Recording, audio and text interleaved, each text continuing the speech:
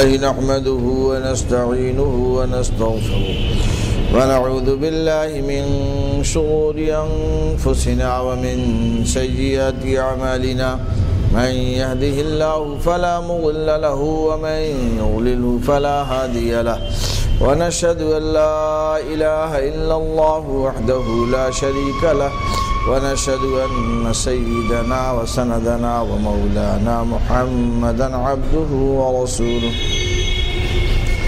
صلى الله تعالى عليه وعلى آله وصحبه أجمعين أما بعد فأعوذ بالله من الشيطان الرجيم بسم الله الرحمن الرحيم فإذا فرغت فانصب وإلى ربك فارغب صدق اللہ مولانا العظیم۔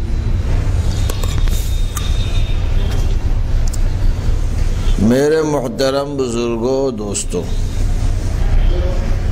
سورہ علم نشرح آپ کے سامنے ابھی بچے نے تلاوت کی۔ اللہ تعالیٰ نے اپنے محبوب نبی صلی اللہ علیہ وسلم کو اس سورۃ مبارکہ میں خطاب فرمایا ہے، اور آپ صلی اللہ علیہ وسلم کی تکمیل کا اور اللہ کے قوی تعلق کا راستہ دکھایا ہے کہ میرے محبوب نبی کو یہ بات جاننی چاہیے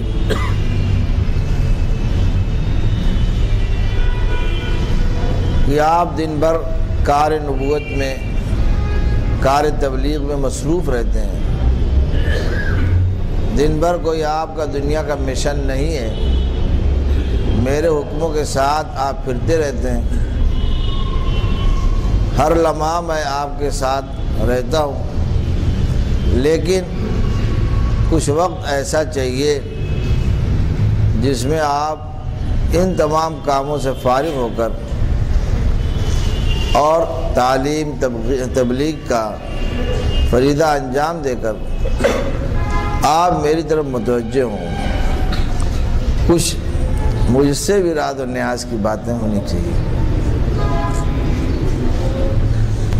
دن بھر نبی کا کوئی کام نہیں، کوئی دکان نہیں، کوئی بزنس نہیں، کوئی دوڑ دھوپ نہیں، سب اللہ کے حکموں کے ساتھ جڑی ہوئی ہے، لیکن پھر بھی اللہ تعالیٰ فرماتے ہیں فَإِذَا فَرَغْتَ فَانْصَبْ، جب آپ کار تبلیغ سے فارغ ہوں، جب آپ احکام پہنچانے سے فارغ ہوں، دن بھر امت کو اللہ سے جوڑنے کے کام سے فارغ ہو جائیں، تو فَانْصَبْ، اپنے آپ کو میرے سامنے کھڑا کیجیے اور براہ راست مجھ سے بات کرنے کے لیے مجھ سے میرے تعلق میں تھوڑی دیر رہیے جس میں دوسرا کوئی نہ رہے۔ کچھ بانٹنے کے لیے کچھ لینا پڑتا ہے، کچھ دینے کے لیے کچھ نکالنا پڑتا ہے، اگر بینک سے نہ نکالے تو بانٹے گا کہاں سے؟ اسی اللہ تعالیٰ نے اپنے نبی کو سمجھایا، اگر دن بھر آپ بانٹتے رہیں گے تو پانی گدلا ہو جائے گا، صاف چشمہ، صاف شفاف پانی لینے کے لیے آپ میری طرف کچھ دیر متوجہ ہوں تاکہ وہ چشمے صافی جو ہے آپ کو نصیب ہو۔ اس لیے اس نبی کو جو سید الانبیاء والمرسلین ہو، اس نبی کو جب ضرورت پڑ رہی ہے اللہ سے لینے کے لیے کچھ تنہائی میں عبادت کرنے کی جس میں مخلوق نہ ہو، خلق ہی خلق کا کوئی تعلق نہ ہو، ربط خالق کا صرف رہے، میرے دوستو، بغیر اس کے آدمی کے قلب میں طاقت پیدا نہیں ہوتی۔ اگر چاہے کہ خلوت نہ ہو، جلوت میں مال بٹتا رہے، نہیں، مال رک جائے گا۔ خلوت جب تک اس کی مضبوط معاملات نہیں ہوگی، تنہائی میں اپنے اللہ سے کچھ حاصل کرنے کا، کچھ بات کرنے کا، کچھ راز و نیاز ہے کہ نہیں اپنے مولا کے سامنے گزارنے کا، کچھ تلاوت و ذکر کے لیے وقت نکالنے کا، جب تک موقع نہیں ہوگا تب تک علوم میں، اس کے کام میں فیضان نہیں ہو سکتا۔ آج ہم چاہتے ہیں اسٹیج پہ گرمی رہے، ہے کہ نہیں بس، لیکن محنت اس کے پیچھے نہ ہو۔ ابھی آپ اشعار سن رہے تھے، حضرت حکیم اختر صاحب دعوت برکاتہم کے اشعار تھے، دیکھیے اللہ تعالیٰ نے یوں تو ساری صلاحیتیں زمین میں بھر دی، ایسی زمین سے پیدا ہونے والے انسان کو بھی اللہ نے تمام صلاحیتوں سے مالا مال فرمایا ہے۔ ان صلاحیتوں کو نکالنے کے لیے جدوجہد کرنا پڑے گا، آپ کو مشکلات سے گزرنا پڑے گا۔ یقیناً ڈیزل پیٹرول اسی زمین کے نیچے ہے، لیکن نکالنے والی مشین کیسی ہے، ٹیسٹ کرنے والے لوگ کیسے ہوتے ہیں، پھر کتنے مجاہدات کے بعد اس کا پتہ چلتا ہے، پھر وہ اتنی محنت کے بعد وہ ڈیزل پیٹرول نکلتا ہے۔ سونے چاندی کے خزانے اسی مٹی میں پڑے ہوئے ہیں، ہیرے جواہرات انہی پہاڑوں میں ہیں اور سمندروں میں پڑے رہتے ہیں، لیکن آپ بتائیے اس کے لیے کتنی خاک چھانتا ہے۔ کہا جاتا ہے نیاریا جو ہے خاک چھاننے والا، جو سونار کے ارد گرد جمی ہوئی مٹیوں کو اٹھاتا ہے اور بہی ہوئی راکھ کو وہ اٹھا کے لے آتا ہے، اسے چھانتا ہے، تو کئی گاڑی چھاننے کے بعد کچھ ذرات سونے کے ملتے ہیں۔ اس ایک ذرہ سونے کا تلاش کرنے کے لیے وہ کتنی محنت کرتا ہے۔ ایسی اللہ تعالیٰ نے آپ کے اندر تمام صلاحیتیں بھر دی ہیں۔ اگر آپ چاہیں تو جناب نبی کریم صلی اللہ علیہ وسلم کے اعمال، افعال، اخلاق آپ سے صادر ہونے لگے، آپ کی زبان ہو اور محمد رسول اللہ کا کلمہ ہو۔ آپ چاہیں تو آپ کا دماغ ہو اور محمد رسول اللہ صلی اللہ علیہ وسلم کی سوچ ہو، آپ چاہیں تو آپ کا دل ہو اور محمد رسول اللہ کے دل کی میرے دوست اس کے اندر کچھ شان، کچھ صفت منتقل ہو جائے، آپ کے ہاتھوں کا عمل تمہارے ہاتھوں سے بھی صادر ہونے لگے، لیکن وہاں تک پہنچنے کے لیے کچھ کرنا پڑے گا۔ اس کرنے کے لیے لوگ تیار نہیں۔ آپ اندازہ لگے اپنے ہاتھ پیر کی قیمت کا کہ فرشتے لکھیں گے یہ عمل ہے رسول اللہ کا، اور فرشتے اس پر لکھ کر مہر لگائیں گے کہ یہ جو ہے سنت ہے رسول اللہ کی، یہ قرت ہے رسول اللہ کی، اور یہ فلاں کام ہے رسول اللہ کا۔ آپ بجائے ایک جنرل انسان کے ہاتھ پیر سے نکلا ہوا عمل رسول اللہ کا کہا جائے، اس پہ مہر لگے، اس پہ قیمت لگے محمد رسول اللہ کے اعمال کی، انسان کو اس عمل تک پہنچنے کے لیے کوئی قربانی دینی نہیں پڑے گی، دینی پڑے گی۔ جب تک اس قربانی کے لیے تیار نہیں ہوں گے تب تک اللہ کی مہربانی آپ کو نصیب نہیں ہوگی، ہے نہیں؟ حکیم صاحب کا شعر ہے، کہتے ہیں جیسی تیری قربانی ویسی میری مہربانی۔ کب اللہ نے کسی کو روکا ہے کہ نہیں؟ کب اللہ تعالیٰ نے کسی کو اپنے دین سے نفع اٹھانے سے روکا، قرآن سے نفع اٹھانے سے روکا، سنت سے نفع اٹھانے سے روکا؟ ولایت کے دروازے کھلے ہوئے ہیں ہر ایمان کے حوالے کے لیے۔ اللہ تعالیٰ نے ہر مومن کو دعوت دے دی ہے، یا ایھا الذین آمنوا اتقوا اللہ۔ اللہ نے یہ نہیں فرمایا کہ زیادہ لوگ متقی نہ بنیں، کلکتہ والے سے کہہ دو ذرا کوٹا کم ہے اس لیے تھوڑے سے لوگ آئے اور زیادہ لوگ دسترخوان میں جگہ نہیں فرمایا، نہیں، جا کے ہر مومن کو یہ بتا دو وہ متقی بن کر اللہ کا دوست بن جائے، اور متقی بن کر جنت کا وارث بن جائے، متقی بن کر اللہ کی جنت میں رہنے کا حقدار بن جائے، متقی بن کر اپنے عادت جوارے کو درست کر کے وہ چاہے اس کو چاہیے کہ جتنا چاہے خزانہ لوٹ لے۔ خزانہ لوٹنے کے لیے انہوں نے دروازے کھول دیے ہیں، اور دوئی اگر نہ چاہے بہانے ہزار، دوئی اگر نہ چاہے بہانے ہزار ہے۔ آدمی ڈھونڈنا نہیں چاہتا، لینا نہیں چاہتا، تو کہتا اللہ کی رحمت صاحب ہم تک مہربان نہیں ہو رہی ہے، اس کی رحمت کا کیا میں واقعہ سناؤں۔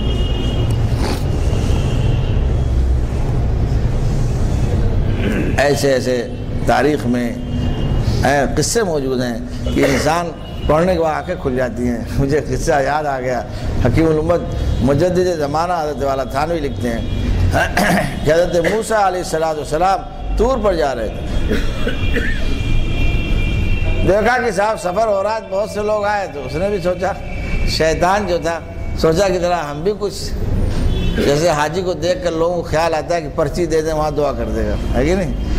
کچھ نہیں تو کہتا ہے کہ صاحب سلامی پہنچا دو۔ یہ خیال نہیں آتا کہ سلام کے پاس پیچھے جب بایو ڈاٹا کھلے گا تو کچھ اعمال سے بھی تو ہے کہ نہیں کچھ مناسبت ہونی چاہیے، اس لیے اس کو خیال نہیں آتا۔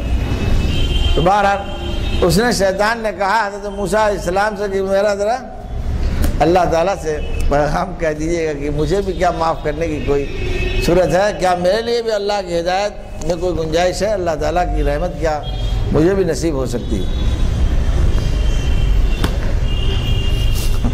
حضرت موسیٰ علیہ السلام نے سوچا کہ اگر یہ سلٹ جائے تو کہانی ختم ہو جائے، سارا بوال نبٹ جائے، اگر یہ چودھری جو ہے پکڑ میں آ جائے تو بوالی ختم ہو جائے۔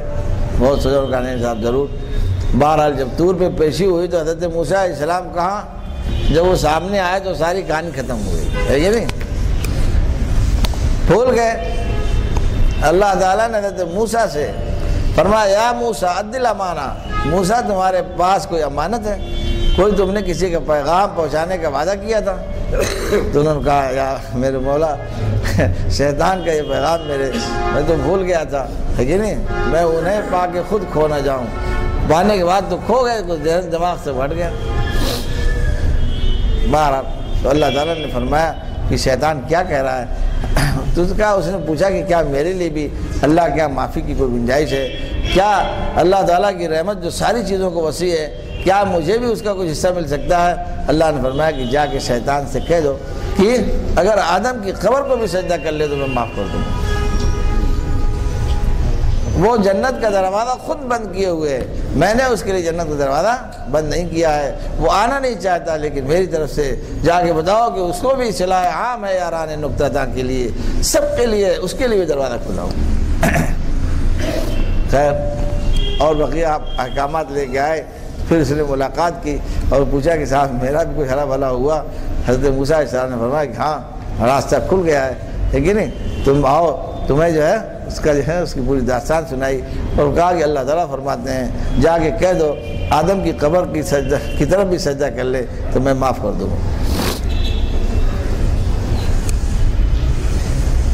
شیطان نے جو ہے لیکن شیطان نے کیا کہا؟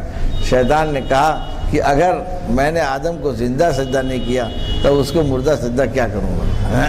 اب جو ہونا دیکھا جائے گا، ہے کہ نہیں. تو وسعت رحمتی کل شیء پر اللہ تعالیٰ نے حکیم الامت نے مثال دی ہے کہ دیکھو اللہ کی رحمت جو قرآن میں آتا ہے ہر چیز کو گھیرے ہوئے ہے. تو ہر چیز میں تو شیطان بھی تھا، بظاہر یہ لگ رہا تھا کہ اس کے اوپر دروازہ بند ہو گیا ہے، لیکن اللہ نے فرمایا نہیں، دروازہ میں نے تمہارے اوپر بھی بند نہیں کیا ہے، تم خود ہی آنا نہیں چاہتے. امام بخاری روایت نقل کرتے ہیں جناب نبی کریم صلی اللہ علیہ وسلم نے بد دعا فرمائی کہ اللہ ان کو پکڑ لے. ان کو 3 آدمی تھے، آپ صلی اللہ علیہ وسلم کو اللہ تعالیٰ نے ہدایت جاری فرمائی لیس لک من الامر شیء، کہ میرے محبوب کو معلوم ہونا چاہیے ہدایت کے مسئلے میں مداخلت ہے ہمیں پسند نہیں ہے، اس لیے آپ ان کے لیے دروازہ ہدایت کا بند کرنے کا جو یہ دعا نہ فرمائیں. میں ان کو ایمان دینے جا رہا ہوں. آپ سمجھ گئے؟ معلوم ہوا کہ جو ہے رسول اللہ صلی اللہ علیہ وسلم نے ان کو ہدایت کے لیے نہیں چاہا تھا، رحمت للعالمین تھے، لیکن اللہ ہدایت دینا چاہتا ہے جو ارحم الراحمین ہے. محمد رسول اللہ کی رحمتوں سے بھی اور آپ کی شفقتوں سے بھی آگے اللہ کی رحمت ہے. ظاہر ہے اللہ تعالیٰ نے اس کے لیے دروازہ کھول دیا. حالانکہ اسی کو حضرت تھانوی لکھا ہے کہ دیکھو خواجہ ابو طالب کے لیے محمد رسول اللہ صلی اللہ علیہ وسلم نے بہت چاہا، لیکن اللہ تعالیٰ نے ابو طالب کے حق میں دعا قبول نہیں فرمائی. کہ دنیا والوں کو بتانا مقصود تھا کہ ہدایت میرا اپنا خزانہ ہے، میں اس کا مالک ہوں، محمد رسول اللہ اس کے مالک نہیں. آپ اندازہ لگائیں حضور صلی اللہ علیہ وسلم، امام بخاری نقل کرتے ہیں آخر تک آپ صلی اللہ علیہ وسلم فرماتے رہے کہ قل لی کلمۃ یا عمی، فرمایا کہ چچا ایک بار کلمہ کہہ دیجئے انی احاج بہا من اللہ، میں اس کی وجہ سے اللہ تعالیٰ سے آپ کے لیے کچھ بحث مباحثہ شروع کر دوں گا. مجھے وکالت، کم سے کم وکیل کیا کہتا ہے، وکالت نامہ میں دستخط تو کرو، مہر تو مارو، پھر دیکھو میں نکالتا ہوں کیس.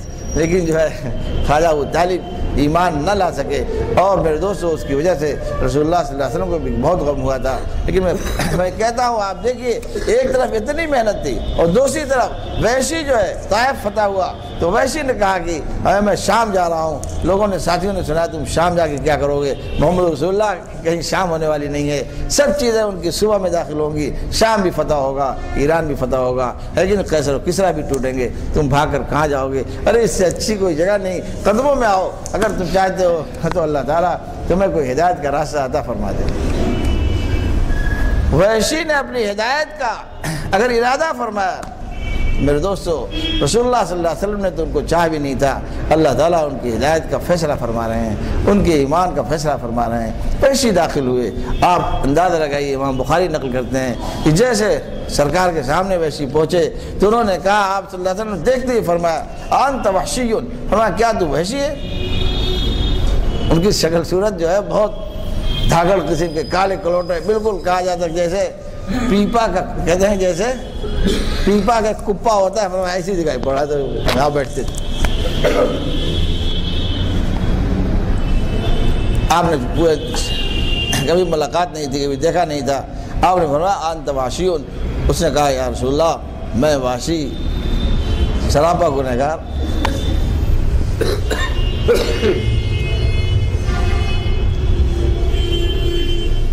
تو اس نے کہا کیا میرے لیے کلمے کی گنجائش سے؟ فرمایا اللہ کے دروازہ کھلا ہو، ایمان لائے۔ لیکن رسول اللہ صلی اللہ علیہ وسلم کو وحشی کی داستان سے بہت تکلیف تھی۔ آپ اندازہ لگائیے کہ حضرت حمزہ کا مقام کیا تھا۔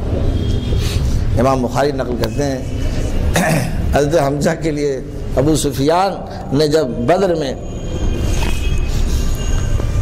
اپنا ساز و سامان لے کر بالا جو ہے وہ گزر کر نکل گئے، تو وہاں مکے میں ابو جہل نے ہنگامہ کر دیا کہ نہیں چلو، ان لوگوں کی ہمت کیسے ہوئی کہ ہمارے جو ہے قافلے پر چھیڑخانی کیسے کیا، ہمت کیسے ہوئی کہ لوگ آگے بڑھے، چلو ہم بدر میں لوگ آئے۔ بدر میں جب شکست ہوئی تو لوگوں نے ایک ہی تبصرہ کیا تھا، انہوں نے کہا کہ یہ لڑنے والے اس میں کون تھے؟ 1.5 آدمی تھے بس، حضرت حمزہ اور حضرت علی آتے۔ انہوں نے کہا کہ بچہ علی تو بچہ تھا، ابھی فنون حرب کا تجربہ نہیں، لیکن اس کی بہادری اور قوت بازو سے انکار نہیں کیا جا سکتا ہے۔ چلو آدھا ان کو مانتے ہیں، ایک حمزہ کو مانتے ہیں، بقیہ فنون حرب سے واقف کون تھا؟ آخر یہ 1.5 آدمی سب پر قابض کیسے ہو گئے؟ 1000 کو تہس نہس کر دیا ہے کہ نہیں؟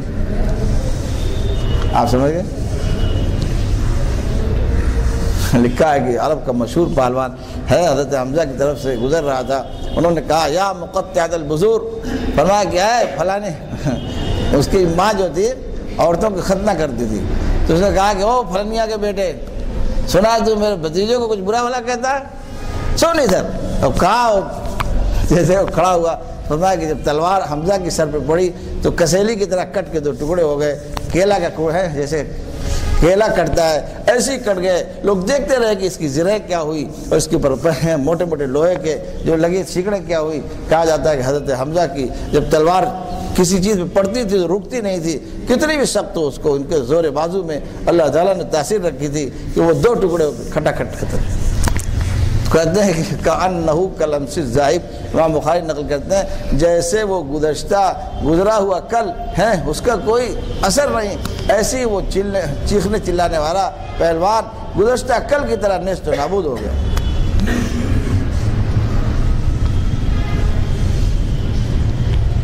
آپ بتائیے، وحشی نے انہیں شہید کیا، اور شہید کیا چلو اللہ کے لیے ہے، کوئی مسئلہ نہیں تھا، لیکن ان کو ہے کہ نہیں، ان کے ہاتھ کان کاٹے، ناک کاٹے اور جو ہے مسئلہ کیا اور کلیجہ نکالا، اس پر رسول اللہ کو بہت زیادہ ہے کہ نہیں آپ کو بڑا اثر تھا۔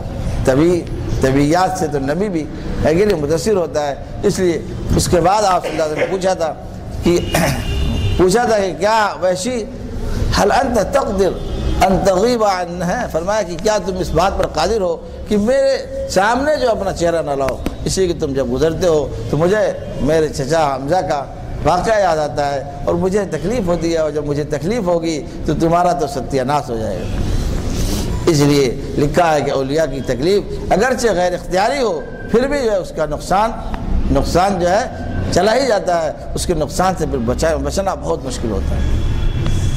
اس لیے اس جماعت اس پارٹی کو کبھی ہاتھ نہ لگائے، چت پٹ دونوں ان کی اللہ کہہ جاتی ہے، اس لیے اللہ نے فرما دیا ہے کہ من عادی لی ولیا فقد آذنتہ بالحرب، میرے اولیاء کو کوئی چھوڑتا ہے تو پھر میں اسے چھوڑتا نہیں، میں اعلان جنگ اس کے ساتھ کرتا ہوں۔ اس لیے فرمایا کہ اس پارٹی بہت دور ہو، بڑی خطرناک ہے کہ 33,000 پاور وولٹیج گزرتی ہے، کھٹاک دور ہو جائے گا، اس لیے اس کے چکر میں نہ رہے۔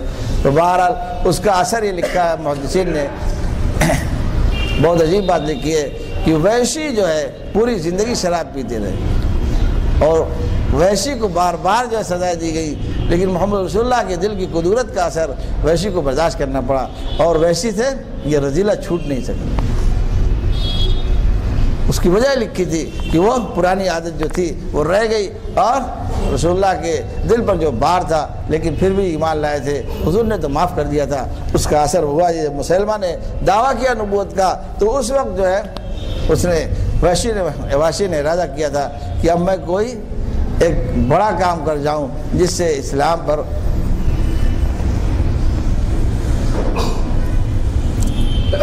میرے ہاتھ میں لگے ہوئے داغ دھبے کی کوئی دھلائی ہو جائے، اور رسول اللہ کی خوشیوں کا کوئی سامان۔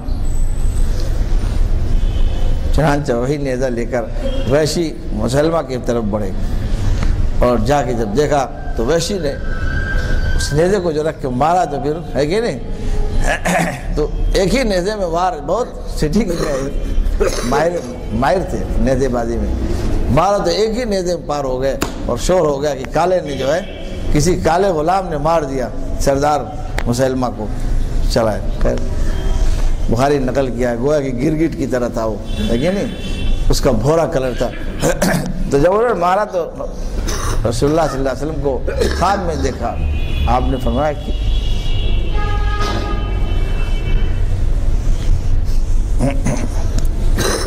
وحشی تم نے میرا دل صاف کر دیا۔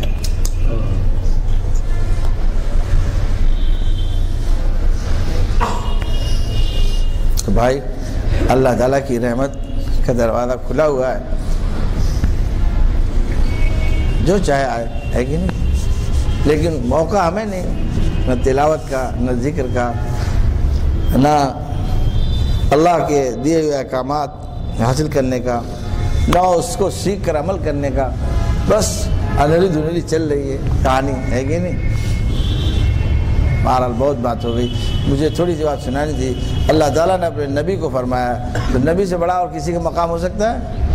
اس لیے مسلمان سوچتا ہے کہ میں فلانا کام کر رہا ہوں، صبح شام تک مجاہدہ کر رہا ہوں، یہ کر رہا ہوں، نہیں۔ فَإِذَا فَرَغْتَ فَانْصَبْ وَإِلَىٰ رَبِّكَ فَارْغَب۔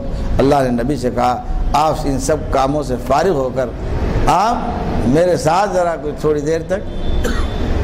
اس کی مثال حضرت تھانوی نے دی ہے کہ ایسی مثال ایسی جیسے دن بھر کا کوئی تھکا ہوا ہو، سونے جا رہا ہو، اتنے میں پتہ چلے کہ دوست آ گیا ہے، بچھڑا ہوا دوست، تو کہے گا کہ بلا لو جلدی سے، 15-20 منٹ اس کو بھی دے دیں، ہے کہ نہیں۔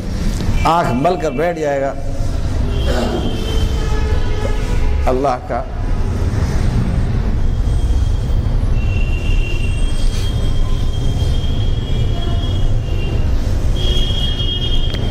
کا تعلق ایک دوست سے مسلمان کے دل میں زیادہ ہونا چاہیے، ہے کہ نہیں۔ عشق مولا کا کم از لیلا بوت، کہتے ہیں ایک محبوب کے دوست سے اور لیلا کی محبت سے بھلا اللہ کی محبت کم کیسے ہوگی؟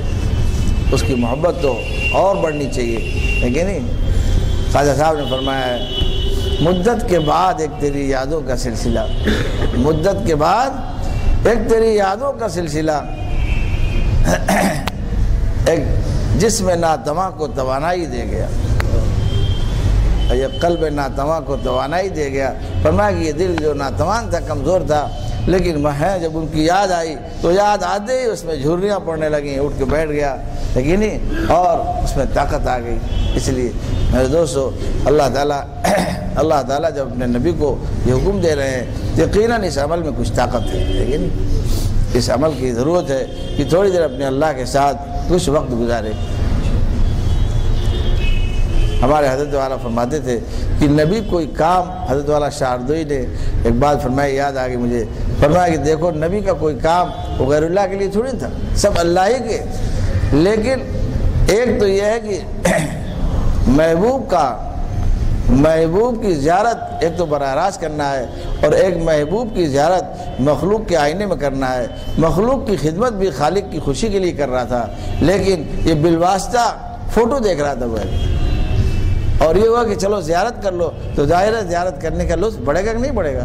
اس لیے اگرچہ مخلوق کے ساتھ کار تبلیغ میں مصروف رہنا، اللہ کے احکامات کو پہنچانا یقیناً اللہ تعالیٰ ہی کا کام تھا، لیکن اس کے باوجود حضرت تھانوی نے اس کی شرح فرمائی، بہت عجیب شرح فرمایا کہ دیکھو نبی کی دو شان ہوتی ہے، ایک شان نبی کی جو ہے عبدیت کی ہوتی ہے، ایک شان نبی کی رسالت کی ہوتی ہے۔ جب وہ متوجہ اللہ ہوتا ہے تو اس وقت عبد ہوتا ہے، اور جب متوجہ الخلق ہوتا ہے اس وقت رسول ہوتا ہے کہ نہیں؟ تو اللہ سے جب لے گا تب بندوں کو دے گا، اس لیے فرمایا کہ نبی کا مقام عبدیت جو بڑھا ہوا ہے، اور یقیناً یہ عبدیت طے ہوتی ہے عبادت ہی سے۔ عبادت جب للہ ہوتی ہے تو پھر اس کے اندر عبدیت اور بندگی پیدا ہوتی چلی جاتی ہے۔ تو نبی کا ایک کام اللہ کی مخلوق کے ساتھ، اور نبی کا ایک کام اللہ کے ساتھ، یقیناً اللہ کے ساتھ جو نبی کا معاملہ ہے کہ نہیں، وہ اللہ تعالیٰ کی قوت اور اس کی ولایت اور اس کی دوستی کا وہ سرمایہ ہے۔ اس لیے جس کے لیے جو دوڑ رہا ہے بھلا بتائیے اس کو چھوڑ کر سو جائے گا؟ نہیں، کہتے ہیں کہ صاحب کیا بتاؤ، قصہ یاد آ گیا مجھے، ایک لوڈی تھی، وہ رات میں بات کر رہی تھی، مولا نے کہا کہ ارے بھائی تجھے کیا ہو گیا، تھوڑا آرام کر لے۔ اس نے کہا کہ تمہیں پتہ نہیں، میرا محبوب مجھے سونے نہیں دے رہا۔